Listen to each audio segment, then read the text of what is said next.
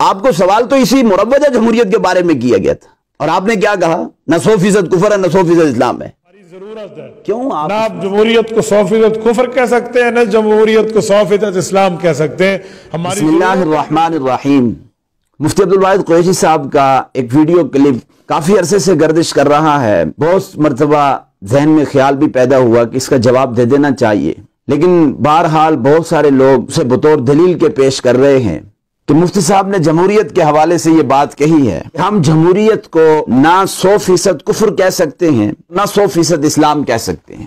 یقیناً میں سمجھتا ہوں کہ مفتی صاحب یا تو وہ علمی طور پر ایک یتیم انسان ہیں، یا پھر یہ کہ وہ مسئلے کی حقیقت سے تو واقف ہیں، لیکن ایک طبقے کی محبت ان کے اندر اس قدر سرایت کیے بیٹھی ہے اور وہ اس میں اس قدر غلو کرتے جا رہے ہیں کہ وہ حقیقت کو بھی نسخ کرنے میں کوئی آر محسوس نہیں کرتے۔ بہرحال میں بڑے مؤدبانہ انداز میں دو مستند شخصیات کو پیش کرنا چاہتا ہوں، اور ایک تو وہ شخصیت ہے، یوں سمجھ لیجئے کہ دیوبند مکتب فکر کی اساس تصور کی جاتی ہے، مولانا اشرف علی تھانوی رحمۃ اللہ علیہ کی شخصیت۔ وہ اپنی کتاب اشرف الجواب کے صفحہ 275 پر یہ بات لکھتے ہیں، اور یہ کتاب دارالاشاعت کراچی کی طرف سے شائع کی گئی ہے۔ حضرت تھانوی رحمۃ اللہ علیہ فرماتے ہیں کہ بعض لوگوں کو یہ حماقت سوجی ہے کہ وہ جمہوری سلطنت کو اسلام میں ٹھونسنا چاہتے ہیں۔ جمہوریت کا اسلام سے کوئی ربط نہیں ہے، بلکہ یہ اسلام کے ایک متصادم نظریہ ہے۔ بعض لوگوں کو یہ حماقت سوجی ہے کہ وہ جمہوری سلطنت کو اسلام میں ٹھونسنا چاہتے ہیں اور دعویٰ کرتے ہیں کہ اسلام میں جمہوریت ہی کی تعلیم ہے، اور استدلال میں یہ آیت پیش کرتے ہیں کہ وَشَاوِرْهُمْ فِي الْأَمْرِ، مگر یہ بالکل غلط ہے۔ مروجہ اس جمہوری نظام کے اوپر آیت کے اس جملے سے استدلال کرنا وَشَاوِرْهُمْ فِي الْأَمْرِ، حضرت تھانوی فرماتے ہیں یہ بات بالکل غلط ہے۔ اب مجھے آپ بتلائیے، میں کوئی فتویٰ نہیں لگا رہا، میں آپ کو برا بلا نہیں کہتا، اگرچہ آپ لیم بِأَلْسِنَتِهِمْ وَطَعْنًا فِي الدِّينِ کے مصداق بنتے جا رہے ہیں۔ بہرحال آپ خود اس کتاب کی طرف مراجعات کر لیجئے اور اسے دیکھ لیجئے، اسے پڑھ لیجئے۔ اس کے ساتھ ہی مولانا یوسف لدھیانوی شہید رحمۃ اللہ علیہ کی کتاب جو ہر کتب خانے کی زینت ہے، آپ کے مسائل اور ان کا حل، یہ اس کی جلد نمبر 7 ہے، مکتبہ لدھیانوی نے اس کو شائع کیا ہے۔ صفحہ 657 پر مستقل ایک عنوان قائم کیا گیا ہے کہ جمہوریت اس دور کا صنم اکبر۔ پھر اس کے بعد جو سوال کیا گیا مولانا یوسف لدھیانوی شہید رحمۃ اللہ علیہ سے، اسلام میں جمہوریت کی گنجائش ہے یا نہیں؟ اب جمہوریت کے اسلامی ہونے پر سوال ہے، ظاہر بات ہے عقلاً و اصولاً یہی بات بنتی ہے کہ انہوں نے جواب بھی یہی دیا ہوگا کہ جمہوریت کو اسلامی کہنا یہ درست ہے یا نہیں۔ جواب میں حضرت لدھیانوی شہید رحمۃ اللہ علیہ فرماتے ہیں بعض غلط نظریات قبول عامہ کی ایسی سند حاصل کر لیتے ہیں، بڑے بڑے عقلاء اس قبولیت عامہ کے آگے سر ڈال دیتے ہیں۔ اسی غلط قبولیت عامہ کا سکہ آج جمہوریت میں چل رہا ہے۔ فرماتے ہیں کہ جمہوریت دور جدید کا وہ صنم اکبر ہے جس کی پرستش اول دانیان مغرب نے شروع کی، چونکہ وہ آسمانی ہدایت سے محروم تھے، اس لیے ان کی عقل نارسا نے دیگر نظام ہائے حکومت کے مقابلے میں جمہوریت کا بت تراش لیا تھا۔ یہ حضرت لدھیانوی شہید رحمۃ اللہ علیہ فرماتے ہیں۔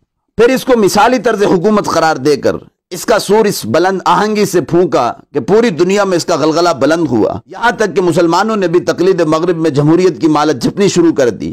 کبھی یہ نعرہ بلند کیا گیا اسلام جمہوریت کا علمبردار ہے، اور کبھی اسلامی جمہوریت کا نعرہ بلند کیا گیا، حالانکہ مغرب جمہوریت کے جس بت کا پجاری ہے، اس کا نہ صرف یہ کہ اسلام سے کوئی تعلق نہیں، بلکہ وہ اسلام کے سیاسی نظریے کی ضد ہے۔ مفتی صاحب ان الفاظ پہ غور کیجیے۔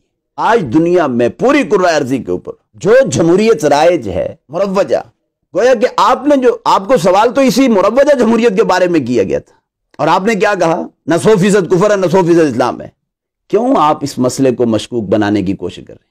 کیا آپ نے اللہ کو جواب نہیں دینا؟ کیوں آپ شبہات پیدا کر رہے ہیں؟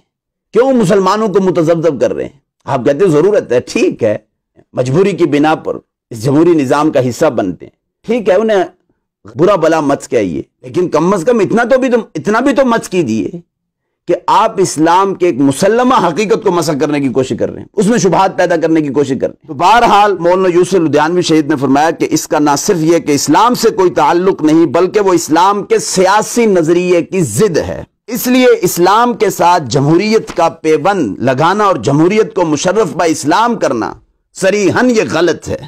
خیر صفحہ 661 پر آخر میں جا کے لکھتے ہیں الغرض، جمہوریت کے عنوان سے عوام کی حکومت عوام کے لیے کا دعویٰ محض ایک فریب ہے، اور اسلام کے ساتھ اس کی پیوندکاری فریب در فریب ہے۔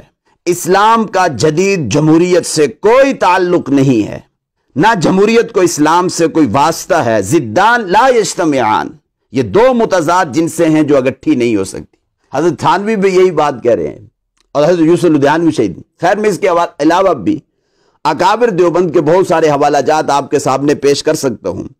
بہرحال یہ واضح بات ہے کہ مروجہ دنیا میں جو رائے جمہوریت ہے اس کے ساتھ اسلام کا لیبل لگانا یہ قطعاً غلط ہے، اور یہ دونوں متضاد راستے ہیں، متصادم راستے، ضدان لا یجتمعان، یہ متضاد جنسیں ہیں جو اکٹھی نہیں ہو سکتی۔ تو بہرحال اب مفتی صاحب سوچئے، ان کتابوں کی طرف مراجعت کیجئے۔